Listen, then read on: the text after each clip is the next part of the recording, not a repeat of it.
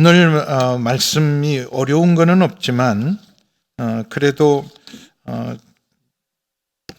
메시지라는 성경이 있습니다. 유진 피터슨 목사님이 아주 은혜롭게 잘 풀어서 우리 모두가 이해할 수 있게, 설교를 듣지 않아도 메시지 성경을 읽기만 해도 이렇게 본문이 이해가 되는 성경인데, 오늘 저도 이 말씀을 늘 함께 보거든요. 메시지는 어떻게 표현을 했나 함께 보는데, 이 부분을 읽어드리는 게 메시지 성경으로 읽어드리면 굳이 설교를 하지 않아도 여러분 다 이해가 될 만큼 잘 쉽게 풀이를 하셨어요.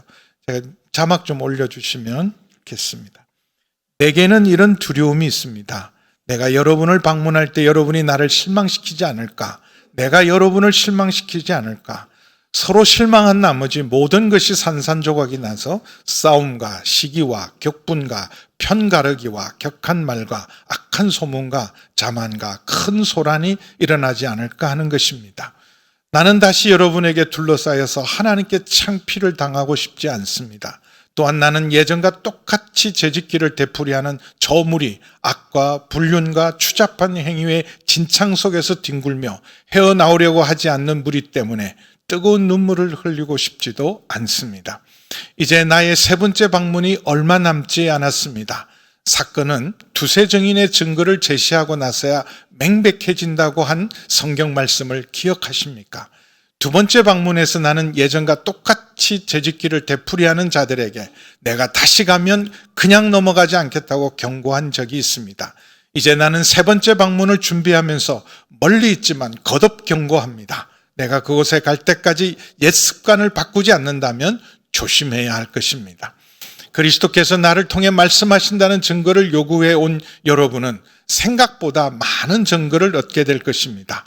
여러분은 그리스도의 충만한 능력을 얻게 될 것입니다. 얻지 못할 것이라고 생각지 마십시오. 그리스도께서 십자가에 달려 돌아가실 때 그분은 더없이 약하고 굴욕적이었지만 지금은 강력하신 하나님의 능력으로 살아계십니다. 우리도 볼품없어서 여러분 가운데 굴욕을 당했지만 이번에 여러분을 대할 때는 하나님의 능력으로 그리스도 안에서 살아있을 것입니다. 그래서 이번 세 번째 방문의 목적은 치리하기 위해서 갑니다. 마무리하기 위해서. 그동안 고린도 교회 때문에 바울이 굉장한 가슴앓이를 했어요. 가장 힘써 세우고 애써 세우고 가장 많이 수고했던 교회가 고린도 교회였습니다. 텐트 메이커, 자비랑 사역을 처음으로 한 것도 이 고린도였습니다. 그래서 정말 해산의 수고를 하고 세웠던 교회가 건강하게 영향력 있는 교회가 되어야 되는데 그 안에 분열도 있고 음행도 있고 서로 송사도 하고 그리고 우상제물 문제, 결혼 문제, 이런 많은 문제로 분열하고 더욱이 누구보다도 바울을 존경하고 또 감사해야 될 이 교회 안에 일부가 외부에서 들어온 거짓 교사들에 의해서 그들에게 넘어가서 바울을 공격하고 대적하고 바울이 진짜냐, 진짜 사도 맞냐, 그렇게 대적하는 세력들 때문에 교회가 어지러워서 바울이 에베소에서 전도하기 위해서 혼신의 힘을 쏟으면서도 이 고린도 교회가 마음에 떠나지 않아서 이 성경에 나온 고린도 전후서 외에도 두 개의 편지를 또 보내고 디모데도 보내고 바울도 그 바쁜데 틈을 내서 직접 가서 방문하기도 하고 그리고 디도를 보내서 여러 가지 수고를 해서 교회를 바로 세우기 위해서 무너뜨리기 위한 게 아니라 생각 같아서는 정말 박살을 내고 이번에 혼쭐을 내야 되는데 그들을 무너뜨리는 것이 아니라 그들을 바로 세우기 위해서 13장 10절을 보시면 이 고린도후서를 기록한 목적과 바울이 이제 세 번째 방문하는 목적은 아주 간단하게 이렇게 정리를 해놨어요. 그러므로 내가 떠나 있을 때 이렇게 쓰는 것은 대면할 때, 세 번째 방문할 때 주께서 너희를 넘어뜨리지 않게 하고 세우려 하여 내게 주신 그 권한을 따라 엄하지 않게 하려 함이라. 이미 고린도후서 10장 8절에도 내게 주신 권위는 무너뜨리는 권위가 아니라 세우는 권위요, 너희를 방문하는 것은 폐를 끼칠 게 아니라 오히려 너에게 덕을 세우기 위해서 간다. 그렇게 말을 하면서 솔직하게 지금 방문을 위해 준비하는 바울의 마음을 솔직하게 다 전하고 있습니다. 약한 모습도 보이고 단호한 모습도 보입니다. 먼저 이거 약한 모습, 이 방문을 하면서 바로잡고 세우기 위해서 가는 솔직한 심정을 이렇게 먼저 약한 모습으로 20절, 21절 보면 두려워한다는 말을 4번이나 써요. 그래서 20절에 보면 내가 갈 때 너희를 내가 원하는 것과 같이 보지 못하고 또 너희에게 너희가 원하지 않는 것과 같이 보일까 두려워. 서로 실망할까 봐. 기대했는데 기대한 모습, 변화된 모습, 회개한 모습, 버려야 될 걸 버리지 못한 모습 때문에 실망하고 또 바울이 와서 이번에는 격려하고 정말 축복할 줄 알았는데 또 야단만 치고 가고 이렇게 서로 실망할까 봐 두려워하고 그리고 다툼과 시기와 분냄과 당짓는 것과 해결하기 위하고 화목하고 세우기 위해 갔는데 만약에 다툼이 일어나고 시기와 분냄과 당짓는 것과 비방과 수근거림과 거만함과 혼란이 있을까 두려워하고 이렇게 평화롭던 교회도요 한순간에 이렇게 되는 것 일도 아닙니다. 저도 한국 교회를 쭉 지켜보고 많은 교회를 지켜보면서 그렇게 좋았던 교회가 한순간에 서로 그렇게 좋던 사이가 한순간에 서로 원수가 되고 얼굴도 안 보고 예배할 때 서로 한 곳에는 로비에서 드리고 한 곳에는 식당에서 드리면서 서로 원수가 되고 그런 일이 너무 자주 있어서 이건 뭐 이상한 것도 아닙니다.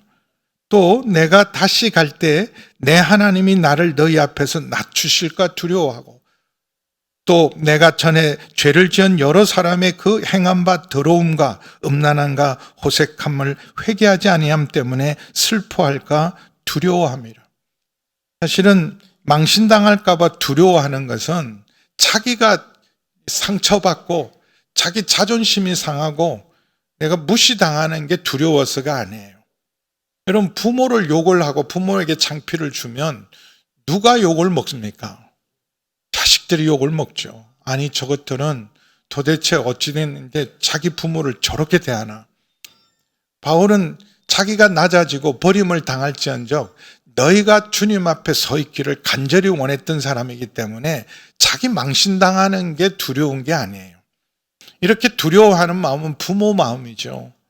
아니 뭘 그렇게 염려하고 걱정하세요? 내가 나 때문에 걱정하는 게 아니다. 너희 때문에 걱정이 참 많다. 아니 우리 때문에 무슨 걱정이야. 우리 잘 살고 있잖아요. 잘 살고 있는데 너희가 진짜 화목했으면 좋겠다. 나는 괜찮지만 너희 형제끼리는 싸우지 않았으면 좋겠다. 그리고 내가 제일 큰 염려는 너희가 구원받지 못할까 봐. 너희가 천국 가지 못할까 봐. 그게 가장 두렵다. 이게 부모의 심정이죠. 여러분은 자녀를 위해 무슨 걱정을 하세요?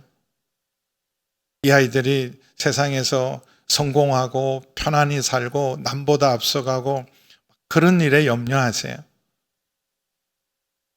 여러분 자녀들은 우리 어머니 아버지가 부모님이 우리에 대해서 무슨 걱정을 하시나 알고 있습니까? 우리 엄마 아버지는 늘 세상 염려만 하고 뭘 세상 걱정만 하고 너희들 뭘 먹냐 뭐 잘 사냐 뭐 그런 것만 하고 부모님의 마음을 알까요? 우리 부모님이 아니 본인을 위해서는 아니고 우리를 위해서 그렇게 기도하고 걱정한다는데 도대체 뭘 걱정을 하셔? 아니 뭐 엄마 아버지나 잘 지내세요. 우리는 괜찮아요. 그런데 나는 괜찮지만 너희 구원 못 받을까 봐. 너희가 천국 못 갈까 봐. 그리고 부디 정말 원하는 건 나는 괜찮지만 너희끼리 잘 지냈으면 좋겠다. 화목했으면 좋겠다. 이게 두려운 거 아니에요? 부모 마음에. 바울의 두려움은 사실 자기가 가서 망신당할까 봐가 아니에요. 얼굴 붉힐 일이 생길까 봐. 다 해결됐다고 디도가 7장에 이번에는 정말 잘 해결됐습니다. 사람들이 진심으로 회개했습니다. 자기들의 잘못을 정말 인정했습니다. 그리고 회개하지 않는 자들을 교회가 치리하고 징계했습니다.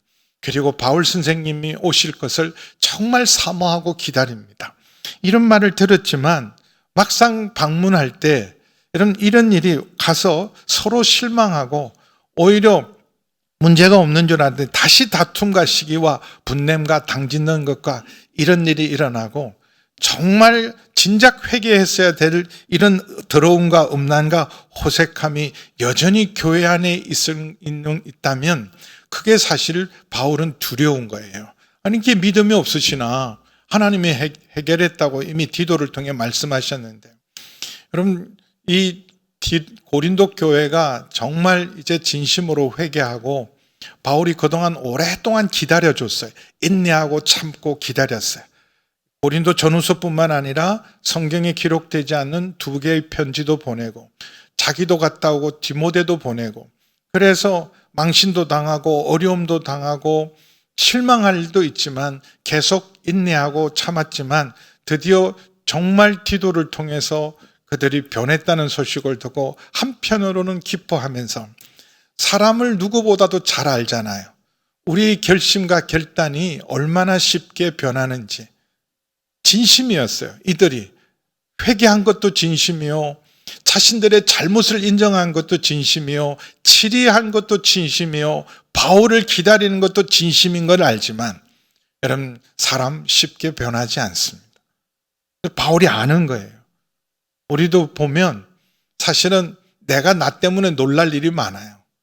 이 문제는 내가 해결하고 다시는 이 문제는 넘어지지 않으리라고 생각했는데, 근데 어느 날 어처구니 없게도 작은 것이 내게 걸림돌이 되어서 내 안에 여전히 남아있는 쓴뿌리들이 드러날 때 내가 깜짝 놀래요. 야, 아직도 내 안에 이런 게 있구나. 아직도 뽑히지 않는 이런 부분이 있고 욕심이 있고 이런 부분이 있구나. 내가 놀랍니다. 그래서 사람은 믿을 만한 존재가 못 돼요. 주님께 꽉 붙어 있고 주의 은혜 안에서 여러분 믿음으로 서 있지 않으면 우리는 또 넘어질 수밖에 없는 연약한 존재라는 것을 알기 때문에 사실은 이런 두려움과 염려를 하면서 내가 만날 때 이런 일이 없었으면 정말 원한다는 부모의 마음이죠. 그러나 그 두려움 때문에 이제는 주저하지 않습니다. 2번이나 일정을 변경했어요. 내가 가겠다 그랬지만 가지 않았던 이유는 그들을 아끼기 때문에, 지금 갔다가는 오히려 문제가 해결되는 게 아니라 관계만 나빠지고 더 어려워질 걸 알기 때문에 2번이나 간다고 약속하면서 못 갔어요. 그래서 욕을 많이 먹었어요. 자기 약속도 지키지 못하는 사람. 저런 사람을 어떻게 먹냐. 그것도 1번도 아니고 2번이나 온다고 했는데 약속을 안 지키는 건 우리를 무시한 거고 그냥 말뿐인 분이다. 저런 분이 어떻게 하나님의 사람이고 사도일적 인정할 수 있냐. 그런 욕을 먹으면서도 바울은 가지 않았어요. 그들을 아끼기 때문에. 지금은 때가 아니라고. 근데 지금은 이런 두려움은 있지만 지금은 드디어 이제는 인내하고 기다리고 오랫동안 권고했던 것은 이제는 인내할 때가 아니라 지금은 징계와 치리의 때라는 걸 알았어요. 그래서 단호하게 담대하게 13장 1절 2절 우리 함께 읽겠습니다. 이런 두려움 속에서도 이제는 주저없이 가서 이번 기회에 가서 이제 정말 남아있는 모든 죄악을 뿌리채 뽑고 교회를 건강하게 바로 세우겠다는 단호한 결단을 1절 2절에 이렇게 표현을 합니다. 우리 1절 2절 함께 읽겠습니다. 시작. 내가 이제 3번째 너에게 가리니 두세 증인의 입으로 말마다 확정하리라. 내가 이미 말하였거니와 지금 떠나 있으나 2번째 대변하였을 때와 같이 전에 죄지은 자들과 그 남은 모든 사람에게 미리 말하노니 내가 다시 가면 용서하지 않으랴. 지금은 이제 가면 아직도 이 죄가 남아있다면 20절 21절에 지적했던 이 문제가 여전히 회개하지 않고 여전히 아직도 교회 안에 뿌리를 내리고 있다면 이건 내가 반드시 치리하겠다. 언젠가 제가 말씀드린 것처럼 교회가 교회될 때 어떤 일을 하는 것이 교회인가? NGO 단체와 구제기관과 선한 일을 하는 시민단체와 교회가 다른 게 뭐냐? 좋은 일하고 구제하고 이런 일을 하는 것, 또 전도하는 것, 선교단체와 교회의 차이. 교회 전도 열심히 하고 기도도 열심히 하고 또 여러분 선교도 많이 하지만 이게 교회와 여러분 선교단체, 교회와 NGO 단체와 다른 게 뭐냐? 교회는 말씀과 성례와 치리가 올바르게 집행하는 곳, 하나님의 말씀이 바르게 선포되는 곳, 그리고 성례가 하나님이 교회에게 맡긴 성례를 집례하는 곳, 안수를 하고 세례를 주고 성찬을 하는 것. 그래서 직분자들을 안수로 세우고 그리고 세례를 베풀고 그리고 또한 성찬을 베푸는 곳이 교회다. 그리고 마지막으로는 치리가 있어야 진정한 교회다. 그래서 교회가 교회되지 못할 때 치리하고 징계할 수 있어야 그게 진정한 교회다. 그럼 교회가 어떤 교회가 되냐면 건강한 교회가 돼야 돼요. 큰 교회, 유명한 교회도 여러분 그것도 중요하지만 아무리 큰 교회, 유명한 교회가 되어도 건강한 교회가 아니면 여러분 이 세상에 진정한 하나님께 영광을 돌리고 선한 영향력을 끼치기가 쉽지 않습니다. 우리가 몸은 건강해야 되잖아요. 제일 중요한 거 건강해야 돼요. 근데 몸의 건강을 우리가 위하는 건 얼마나 끔찍하게 위합니까? 근데 교회는 그리스도의 몸이에요. 그리스도의 몸이기 때문에 그리스도의 몸이 건강해야 돼요. 건강하려면 우리 속에 더러움과 죄악이 없고 성결과 거룩이 중요합니다. 교회 안에 굉장한 능력, 영향력, 유명한 것, 그것도 중요하지만 교회가 교회되고 그 생명력을 유지하고 건강한 교회가 되고 진짜 영향력을 있는 빛과 소금이 되려면 교회는 거룩하고 성결해야 돼요. 목요 성령 집회나 또 요 부흥회도 새벽 부흥회도 말씀했지만 우리나라 교단 중에 성결 교회가 있어요. 성결을 강조한 거죠. 그 성결 교단의 네 가지 사중복음이 중생, 치유, 성결, 재림인데 그 중에서도 이 땅에서 중생한 우리가 주님 재림할 때까지 제일 중요한 게 성결이다. 그래서 성결 교회인 거예요. 미국에는 폴스케어라고 미국 성결 교회는 조금 다르기는 하지만 그 네 가지가 딱 균형 잡혀야 교회다. 그래서 중생과 치유와 성결과 재림, 성결의 중요성. 근데 요즘 사람들은요, 이 거룩과 성결의 중요성이 얼마나 중요한지 하여튼 몸 건강은 끔찍하게 생각하면서 교회가 거룩하고 성결해야 된다는 것에 대해서는 별로 관심들이 없습니다. 그래서 바울이 지금 단호하게 나가는 것은 이제는 더 이상 방치할 수 없어요. 그동안 오래 기다렸어요. 하나님도 여러분 심판과 징계하실 때 즉각적으로 하지 않습니다. 오래 기다리세요. 기회를 주시고 인내하고 권고하고. 에스겔서 요즘 새벽 기도하고 큐티 하잖아요.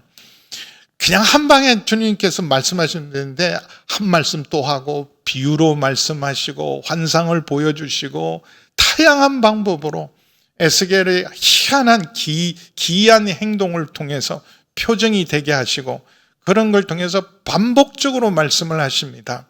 심판하기 전에 충분한 회개의 기회를 주는 거죠. 말씀하시고 회개할 기회를 주시고 인내하고. 그러나 인내하고 오래 참으시지만 끝까지 참으시지 않고 하나님은 정확하세요. 언제 손을 대야 되실지. 지금이 징계의 때다. 정확한 거예요. 그래서 바울은 기도하고 하나님의 말씀을 기다리고 뜻을 기다리다가 이번 세 번째 갔을 때는 이제 온전히 바로 세울 때다. 온전히 징계할 때다. 이런 징계를 위해서 13장 1절에 보면 내가 너에게 갈 때 두세 증인의 입으로 말마다 확정하리라. 이제 하나씩 이제 징계할 것이다. 두세 증인의 입으로. 그래서 신명기 19장 15절에 모세를 통해서 하나님의 공동체, 하나님의 백성들의 죄가 있을 때 어떻게 징계해야 되는지 원리를 이미 모세를 통해서 말씀해 주셨어요. 19장 15절 보겠습니다. 같이 읽습니다. 시작. 사람의 모든 악에 관하여 또한 모든 죄에 관하여서는 한 증인으로만 정할 것이 아니요 두 증인의 입으로나 또는 세 증인의 입으로 그 사건을 확정할 것이요. 누가 어떤 사람이 혼자 와갖고 얘기하는 것은 그냥 참고만 하세요. 저한테도 이런저런 소리가 들리잖아요. 근데 어떤 한 분이 집요하게 얘기하는 건 그냥 보통은 통과합니다. 왜냐하면 그걸 문제 삼으면 진짜 교회 문제가 돼요. 대부분 제가 목회 경험을 보면 웬만한 건 그냥 패스하면 지나가요.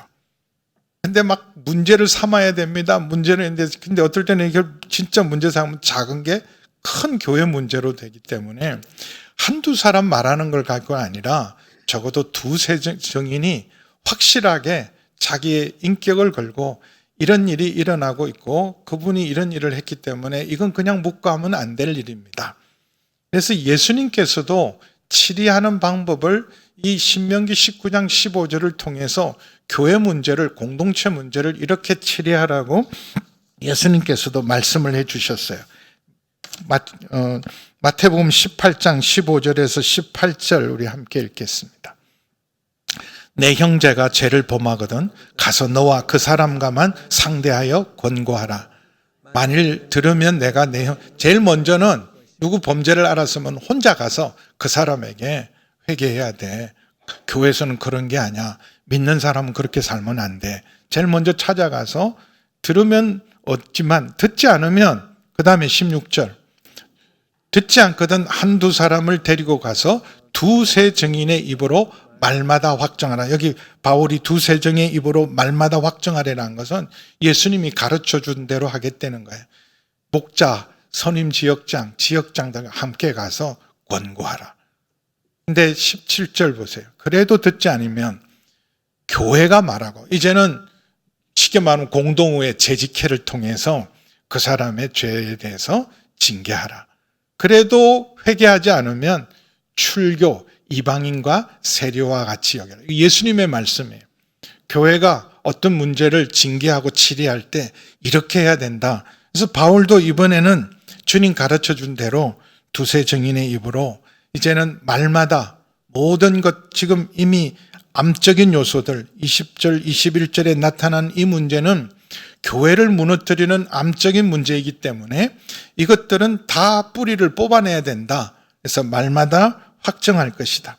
내가 이미 말하였거니와 지금 떠나 있으나 두 번째 대면했을 때와 같이 이미 두 번째 방문했을 때 가슴 아픈 방문 때도 이 문제에 대해서 치료를 해서 이런 일을 행하는 특별히 고린도전서 5장에 보면 음행인데 아버지가 데리고 살던 여자를 아들이 또 데리고 살아요. 어머니 뻘되는 사람, 친어머니는 아닌데 아버지 여자를 아들도 데리고 사는데도 교회 안에서도 그걸 묵과하고 있으니 이게 말이 안 돼서 치리를 했어요. 근데 그런 일들 이미 경고를 해서 두 번째 대면했을 때와 같이 전에 죄지은 자들과 그 남은 모든 사람에게 이미 얘기한 것처럼 아직도 그 죄를 회개하지 않고 그 죄를 반복적으로 짓고 있다면 내가 다시 가면 용서하지 않겠다.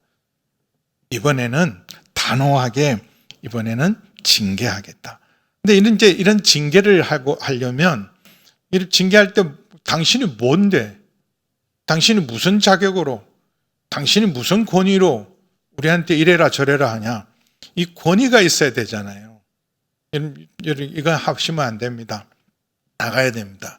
그러니까 치리의 권위, 교회의 치리의 권위가 아주 우리 교회사에서 아주 절정으로 달했을 때가 그레고리 7세라는 교황이 있을 때예요. 그때 신성 로마 황제, 프랑스와 독일을 다 다스리고 이제 진짜 신성 로마니까 이전에 있던 로마의 영광을 재현하려는 그런 신성 로마 제국, 이 하이니 4세라는 황제가 있었어요. 황제가 이제 점점 커져서 이제 나도 가이사처럼 이제는 이전의 로마의 영광과 제국의 영광을 회복하고 그 황제의 권위를 내가 하겠다 그래서 건드리지 말아야 될 걸 건듭니다. 이 성직자들의 서임, 성직자들을 세우는 것, 누구를 주교로 세우고 누구를 본당 신부로 세우고 추기경으로 세우는 일에 자기 관할을 손을 보는 바람에 그 당시 그레고리 7세가 파문을 시켜버렸어요. 당신은 파문이다. 그 순간 황제인데 어마어마한 권력인데요. 그래서 교회사에 남은 유명한 카노사의 굴욕이라는 황제가 여러분 그 눈 오는 날 추운데 맨발로 가서 황제 이 교황에게 3일 동안이나 바깥에서 용서를 안 했는데 파문하는 바람에 그때가 이제 사실은 마지막 정점이었죠. 그 후에 한 20년 후에 이제 면죄부 사건, 십자군 전쟁 막 이런 것이 일어나면서 교회가 권위가 무너지기 시작했는데 어쨌든 이런 치리를 하려면 황제도 인정할 수밖에 없는 권위와 그런 자격이 있어야 되잖아요. 예수님이 성전 정화를 했을 때 이런 성전 정화를 하고 성전에 가르칠 때 산헤드린 공회가 와서 예수님께 이렇게 물었어요.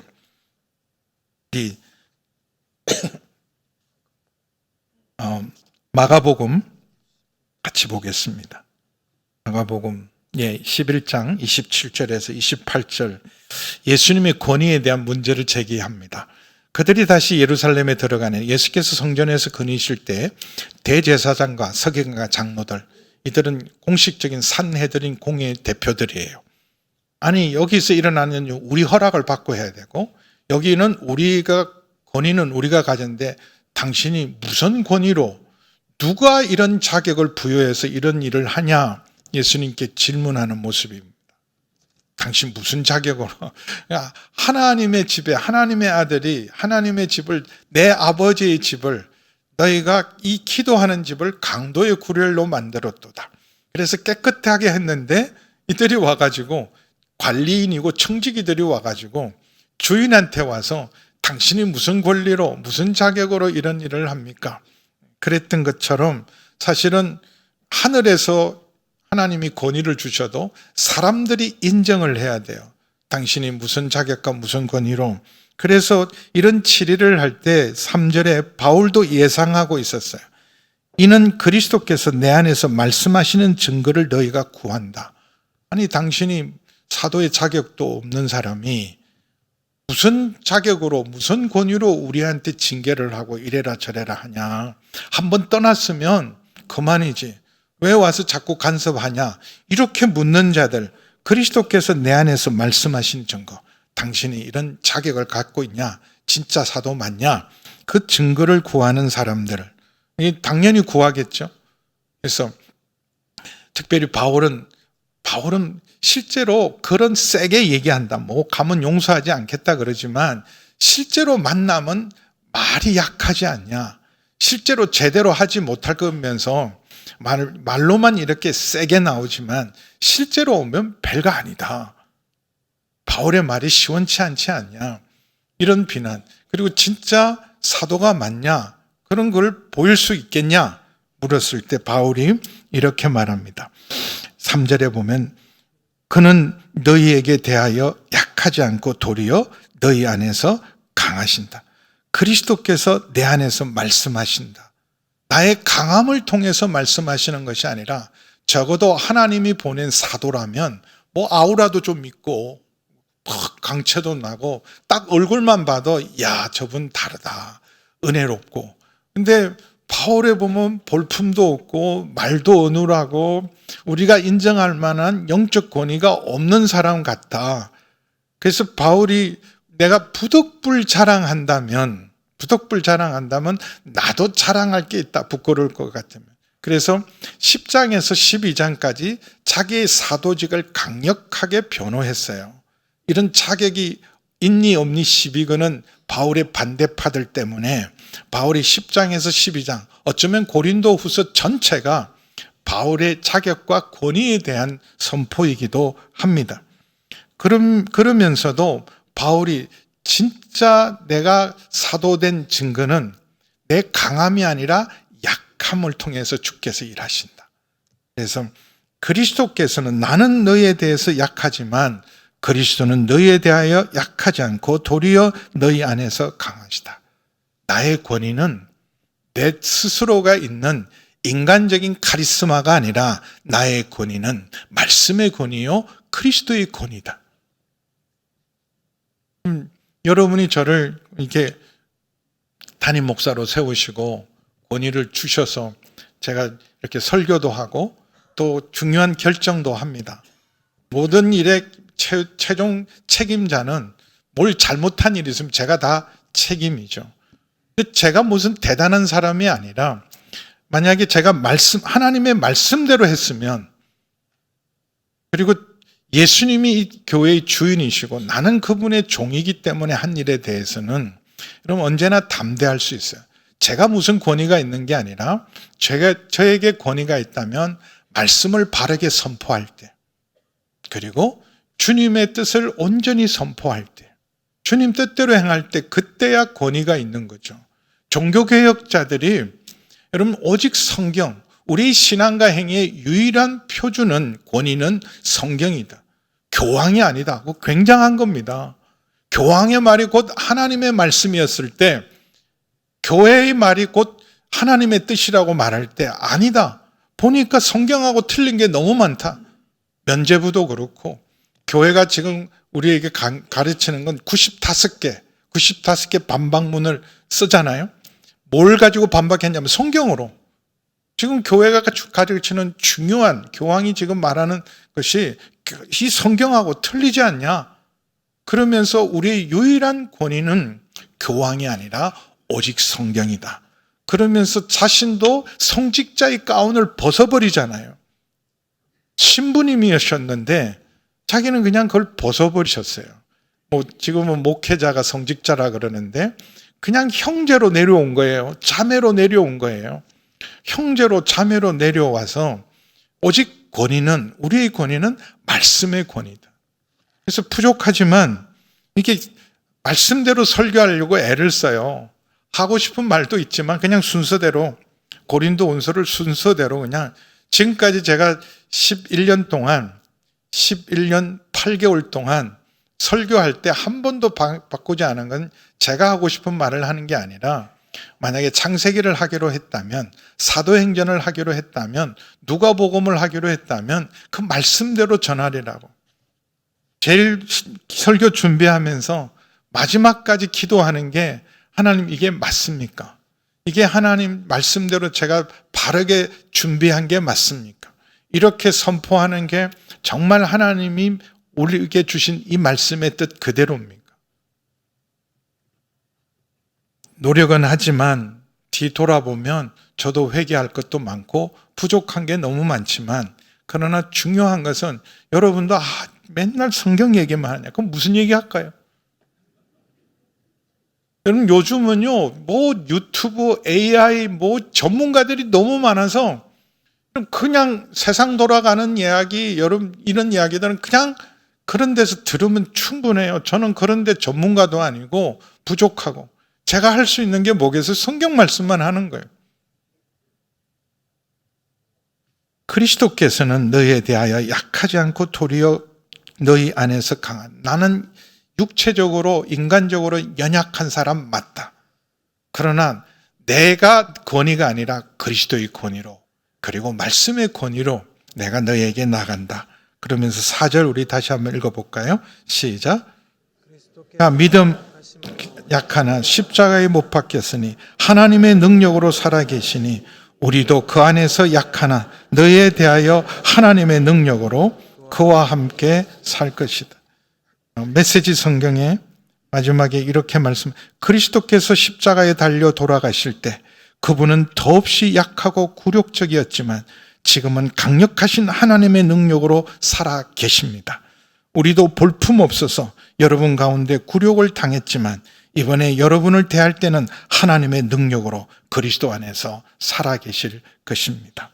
나의 카리스마가 아니라 약함을 통해서 일하시는 주님, 나의 약함 때문에 주님의 능력은 제한받지 않습니다.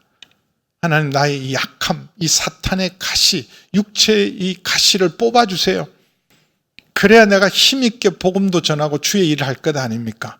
그때 주님이 하신 말씀 12장 9절 10절에 오히려 네가 약할 때가 강합니다. 약함 때문에 내가 쓰지 못한 일이 있었느냐? 약함 때문에 방해받은 일이 있었느냐? 약함 때문에 못한 일이 있었느냐?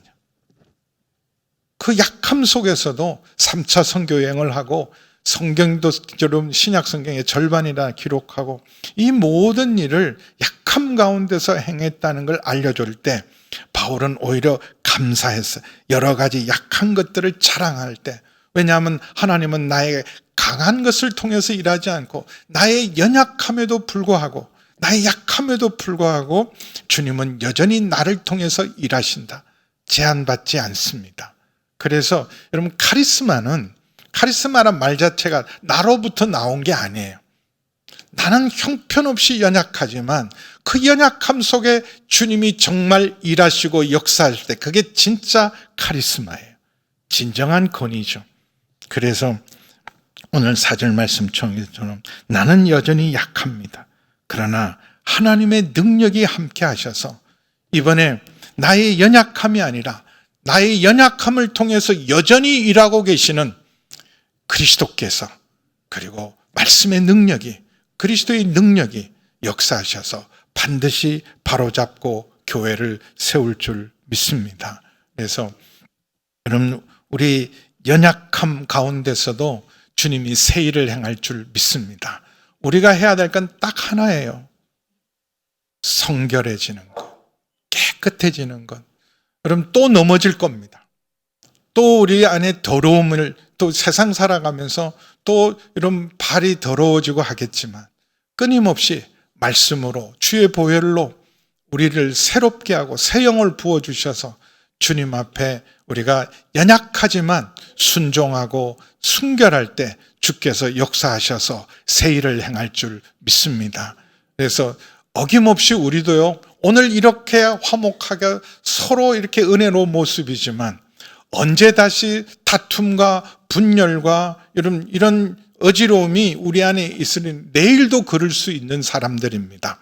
그러므로 우리를 자랑하지 말고 오직 말씀으로 그리고 복음의 능력으로 날마다 새로워지셔서 주께서 일하심을 주께서 함께 하심의 증인이 되는 저와 여러분 되기를 주님의 이름으로 축원합니다. 기도하시겠습니다. 하나님, 우리는 늘 연약합니다. 하나님, 우리는 늘 넘어집니다. 그래서 주님을 떠나서는 우리가 아무것도 할 수 없음을 믿고 아버지 우리 자신을 신뢰하지 않고 주님을 신뢰하고 주님 말씀으로 주님의 보혈의 능력으로 날마다 새롭게 하여 주셔서 아버지 하는 순결과 성결함으로 주님의 은혜의 통로 복음의 증인되는 그래서 주께서 저희를 통해서 뉴 스토리를 쓰시는 놀라운 은혜가 있게 하여 주옵소서. 예수님의 이름으로 기도하옵나이다.